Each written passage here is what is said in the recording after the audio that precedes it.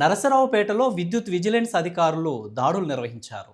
53 బృందాలుగా విడిపోయి తనిఖీలు నిర్వహించగా అనుమతించిన దానికంటే అదనంగా విద్యుత్ వాడుతున్న 91 మందిపై కేసులు నమోదు చేశారు. అపరాధ రుసుం కింద 5,46,000 రూపాయలను విధించారు. విద్యుత్ చౌర్యానికి పాల్పడితే కఠిన చర్యలు తప్పవని విజిలెన్స్ అధికారులు హెచ్చరించారు. విద్యుత్ శాఖ విజిలెన్స్ సిబ్బంది ఆధ్వర్యంలో 53 బృందాలుగా ఏర్పడి మన నరసరావుపేట పట్టణం నందల సర్వీసులు 3,000 సర్వీసులు తనిఖీ చేయటం జరిగింది. వాటిలో అధికారంగా తీసుకున్న లోడ్ కాకుండా అనధికారంగా వాడుకునేవి 55 కేసులు ఐడెంటిఫై చేయటం జరిగింది.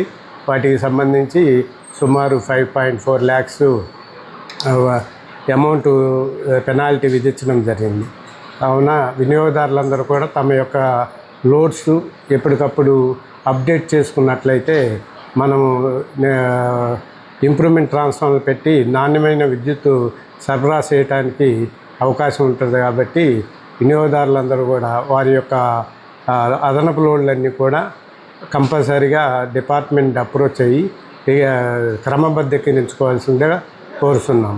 అదే విద్యుత్ సౌకర్యం అనేది చట్టరీత్యా నేరం కాబట్టి ఎవరు కూడా ఎలాంటి విద్యుత్ సౌకర్యానికి పాల్పడద్దని చెప్పేసి మా డిపార్ట్మెంట్ తరఫున అందరినీ కోరుతున్నాము.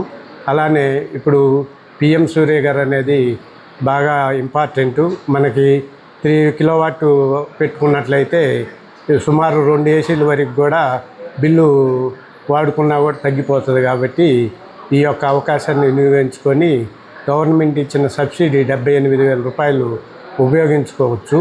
దానివల్ల మీరు ఒక 3 years కానీ మీరు సోలార్ తీసుకున్న 3 yearsకి మీరు పెట్టిన అమౌంట్ మొత్తం కూడా రిటర్న్ వస్తుంది. 25 years దాన్ని సద్వినియోగం చేసుకోవచ్చు.